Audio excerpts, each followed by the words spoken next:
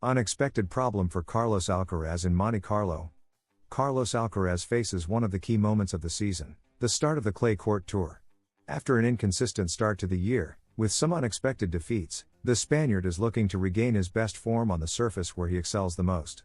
However, in his first clay tournament, the Monte Carlo Masters 1000, he will have to deal with an additional challenge, the absence of his usual coach, Juan Carlos Ferrero. The former world number one will not be in Monaco, and Samu Lopez will take his place on the bench. How will this absence affect Alcaraz's performance? Can he leave his poor form behind and shine on clay? Let's find out. The clay season is crucial for Carlos Alcaraz. The young Spaniard has shown that he feels very comfortable on this surface and, with 8 clay court titles to his name, he is one of the favorites to dominate this part of the calendar. However, his start to 2025 has been marked by inconsistency. He has only won one title, in Rotterdam, and has suffered early exits in tournaments where he was expected to contend for the title, such as Indian Wells and Miami. The Monte Carlo Masters 1000 is his first big opportunity to bounce back. However, it won't be easy, as he has never achieved good results in this tournament. His only participation was in 2022, when he lost in his debut against Sebastian Corda. Now, with more experience and greater expectations on his shoulders, Alcaraz will seek redemption and his first significant result on Monaco's clay. Adding to the challenge is an unexpected factor, the absence of Juan Carlos Ferrero. His coach, and one of the key figures in his development, will not be able to accompany him in Monte Carlo. Ferrero has been his guide since the early days of his professional career, and his presence on the bench is often crucial to Alcaraz's performance.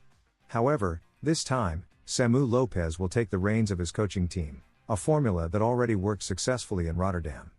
The relationship between a player and his coach is crucial in tennis, a sport where tactical decisions and adjustments can make all the difference.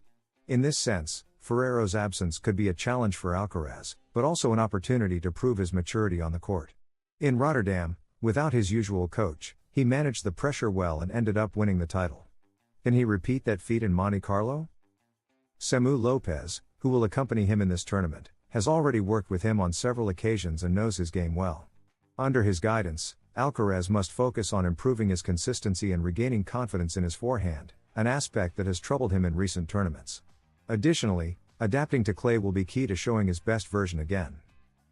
Monte Carlo is just the first step on a path that includes other major events such as the Conde de Godó, the Mutua Madrid Open, the Rome Masters 1000, and, of course, Roland Garros.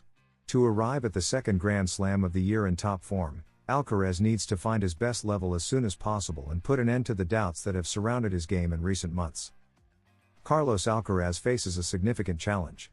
The clay season is his big opportunity to prove that he remains one of the most dominant players on the tour, but Monte Carlo presents a complicated test. His record in the tournament is not favorable, and he will have to face it without his usual coach, Juan Carlos Ferrero. However, he has already shown on other occasions that he can overcome adversity and come out stronger. With Samu Lopez by his side and his immense talent, he has all the tools to turn things around and start the clay swing on the right foot. Will Monte Carlo be the turning point he needs? Carlos Alcaraz is at a crucial moment in his career. After an up-and-down start to the season on hard courts, the Spaniard faces an important challenge, regaining his best form on the clay court swing and proving that he remains one of the most dominant players on the tour. At just 21 years old, he has already won titles at Wimbledon, Roland Garros, and several Masters 1000 events, but this year is different. He arrives with more doubts than certainties and with the pressure of defending his legacy on clay.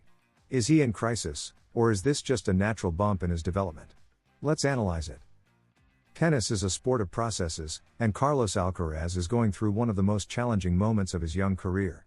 Although he has achieved decent results in the early months of the year, such as reaching the quarterfinals at the Australian Open and the semifinals in Indian Wells, his performance has fallen short of expectations. Unexpected losses, lack of consistency, and lapses in key moments have raised doubts about his form. However, experts like former player Tim Henman insist that this is not a crisis, but part of the growth process of any elite player. Alcaraz has demonstrated exceptional talent from a young age, which has led to overwhelming expectations. At his age, it is normal to experience ups and downs and to learn from every experience. The key for him will be adjusting some aspects of his game and strengthening his mentality to come back stronger. One of the areas to improve, according to Henman, is shot selection. On several occasions, Alcaraz has opted for spectacular plays instead of making safer, more effective decisions. This cost him dearly at Indian Wells against Jack Draper, where his attempt to dominate with risky shots ended up backfiring. He also needs to work on his focus, as lapses have been his major weakness this year. With all this in mind, Alcaraz has already begun his preparation for the clay court swing. His first major challenge will be the Monte Carlo Masters 1000, a tournament he has been unable to compete in for the past 2 years due to injuries and other circumstances. This time, he arrives eager to prove that he remains a contender for the world #1 spot and to start strong in a part of the calendar that suits him well. The challenge will be even greater because Jannik Sinner, his main generational rival, is back after serving his suspension. Despite playing only one tournament this year, the Italian still leads the race and remains the best player of the season. This means that Alcaraz will need to raise his level if he wants to stay in the battle for the ATP ranking top spot and prove he can compete toe-to-toe with the best version of Sinner. Beyond Monte Carlo, Alcaraz's goal is clear: to defend his titles at Roland Garros and Wimbledon. To do so, he needs to regain confidence and solidify his game on clay. This swing is not only an opportunity to gain points and titles but also to strengthen his evolution as a player and show that he is ready to continue dominating the tour. Carlos Alcaraz is much more than a tennis player with exceptional talent. Despite already winning 4 Grand Slam titles and being among the best in the world, the Spaniard knows that success is not only measured in trophies. For him, the most important thing in life is to be a good person and inspire future generations. Before his debut at the Monte Carlo Masters 1000, Alcaraz showed his most personal side in an interview with Louis Vuitton, where he talked about his values, his admiration for Nadal and Federer, and his desire to leave a legacy beyond tennis. Carlos Alcaraz is an ascending star, not only because of his extraordinary talent with a racket but also for his unique perspective on the sport and life. While many athletes measure success solely in terms of trophies and rankings, Alcaraz sees a deeper purpose in his journey. Winning titles is undoubtedly important, but for him, true greatness lies in leaving a lasting legacy, one built on values such as humility, respect, and kindness. His approach to tennis extends far beyond the baseline, as he strives to inspire future generations through his dedication, sportsmanship, and character. Following in the footsteps of legends like Rafael Nadal and Roger Federer, Alcaraz embodies the essence of a true champion both on and off the court.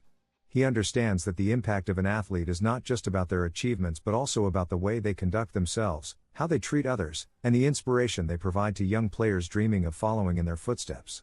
Nadal and Federer were not only dominant competitors but also role models who gained worldwide admiration for their professionalism and integrity.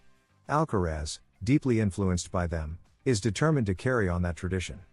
With the clay season ahead, the young Spaniard has a golden opportunity to further solidify his place among the sport's elite while continuing to shape his legacy. The upcoming tournaments will be crucial for his career, but beyond the results, Alcaraz remains focused on his long-term vision: to be remembered not just as a champion, but as someone who uplifted the game of tennis with his passion, values, and dedication to inspiring the next generation. Carlos Alcaraz continues building his legacy with hard work, passion, and values that make him a role model. Can he reach the same impact as Nadal and Federer? Leave us your opinion in the comments and subscribe for more tennis content. See you in the next video.